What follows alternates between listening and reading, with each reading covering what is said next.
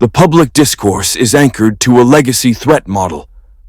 Media reports flag Greenland as vital for missile defense, focusing your attention on high-altitude kinetic interceptors. This is a deliberate misdirection, a distraction from the real vector of attack. The decisive vulnerability is not explosion, but silence. The primary protocol involves severing the undersea fiber optic cables that carry over 95% of global data and financial transactions. It is a non-kinetic decapitation of the world's economic nervous system. The secondary vector is systemic blindness. Non-kinetic assets deployed to obscure or disable satellite constellations, eliminating GPS and secure communications. Without this orbital architecture, a superpower's most advanced assets are rendered inert. This is the blueprint for creating the blind Leviathan, a state possessing overwhelming conventional force, like the aircraft carriers deployed to the Middle East, that is rendered operationally impotent. A multi-trillion-dollar military becomes a strategic liability, a target awaiting asymmetric liquidation. The math of this leverage is irrefutable. Analysts view a nation-state's actions through the lens of a corporate balance sheet. There are assets, economic output, industrial base, conventional military power. And there are liabilities, debt, resource dependency, and political instability. A war is the ultimate capital expenditure. When that expenditure becomes an unpopular domestic liability, it triggers a solvency crisis. CSIS analysis of Russia's strategic calculus highlights this vector. A prolonged, high-cost conventional war drains political capital faster than treasury reserves.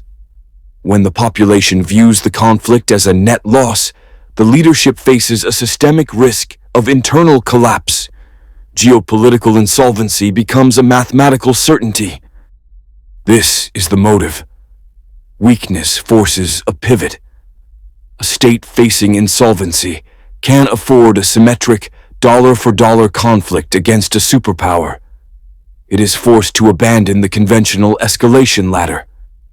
The objective shifts from winning a war of attrition to engineering a systemic shock at the lowest possible kinetic cost. The pivot is to asymmetry.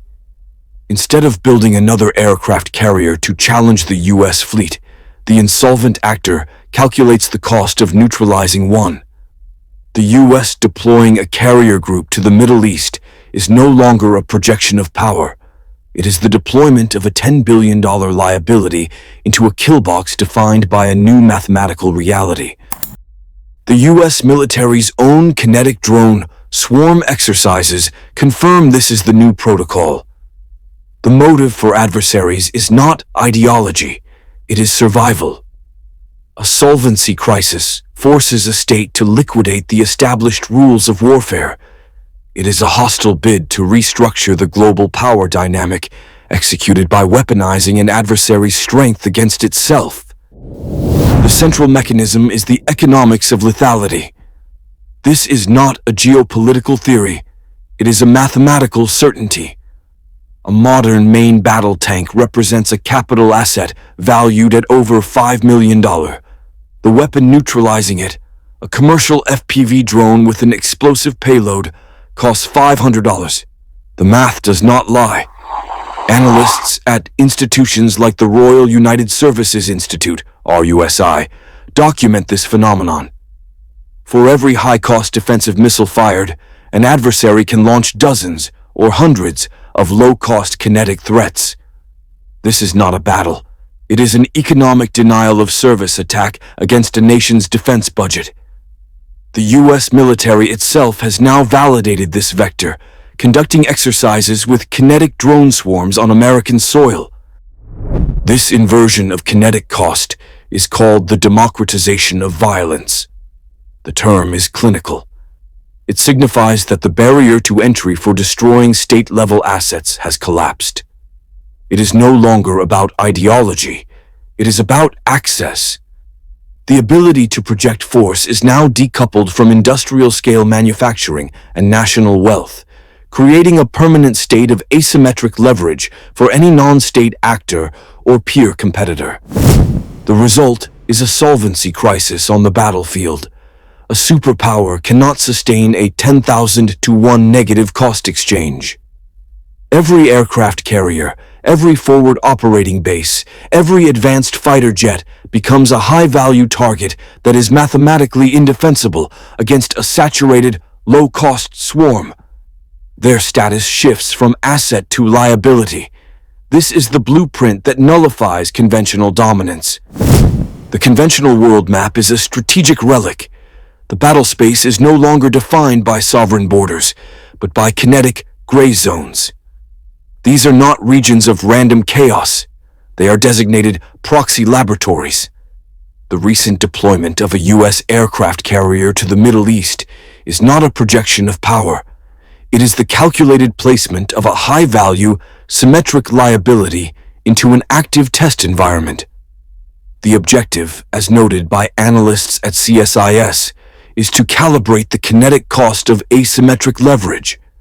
This new mathematical reality is confirmed by the U.S. military's own kinetic drone swarm exercises on domestic soil. While the media reports on peripheral instability, such as warnings from South Africa or Canada, they are observing symptoms, not the systemic cause. These regions are merely staging grounds. The operational blueprint is to test the exact point at which a multi-billion-dollar asset is rendered insolvent by a low-cost swarm. This stands in stark contrast to legacy strategic anchors like Greenland, flagged as vital for missile defense. A static fortress from a symmetric era, now a fixed target in a fluid, asymmetric battle space. Launch on warning is not a political decision. It is a systemic protocol designed to prevent a strategic decapitation strike. Critical infrastructure, such as the missile defense systems for which Greenland is vital, provides the initial data trigger. Upon detection of an incoming volley of strategic assets, the protocol mandates a full-scale retaliatory launch before the incoming strike lands. The mathematical objective is to ensure the nation's kinetic response capability is not neutralized on the ground, guaranteeing mutual destruction. The core liability of this protocol is its absolute reliance on data integrity. According to analyses by RUSI, a sophisticated cyber attack vector does not need to kinetically destroy the radar. It only needs to blind the sensors, or, more critically, inject false positives. This creates the fog of digital war, a state of informational paralysis where the command authority cannot distinguish a ghost signal from an authentic, nation-ending attack. The commander is now facing an immediate solvency crisis. The window for a decision is measured in minutes. To wait for secondary confirmation is to risk the complete liquidation of the command structure and retaliatory arsenal. To follow the protocol is to launch a civilization-ending strike based on potentially fabricated data. Fear becomes the primary decision driver. In this new mathematical reality, where drone swarms nullify conventional assets like aircraft carriers, a cyber attack on early warning systems becomes the ultimate asymmetric leverage. It forces an adversary to bypass the entire collapsed escalation ladder, jumping directly to the nuclear threshold. The protocol, designed to prevent defeat, becomes the mechanism that guarantees it. The commander is not forced to launch out of anger, but out of a systemic, mathematical fear of insolvency. The first kinetic test will not be an attack. It will be a calibration. CSIS analysts have modeled the protocol. An adversary must demonstrate capability against a high-value U.S. asset without leaving a return address. While media attention is fixed on U.S. aircraft carriers deploying to the Middle East, the actual vector is already in place. The same kinetic drone swarm technology the U.S. military tested on its own soil is now a globally distributed asset. Within the next 12 months, anticipate a widespread, localized GPS and communications blackout targeting a critical logistics hub, such as the Port of Long Beach, or a forward operating base. The event will last under 1 hour. The official explanation will be a cascading system glitch or unprecedented solar flare activity. The signal, however, will be a mathematical proof. A multi-trillion-dollar logistics and power projection network can be rendered inert for the kinetic cost of a rounding error. It is a non-violent notification that a nation's solvency is at risk. The next signal will not be a calibration,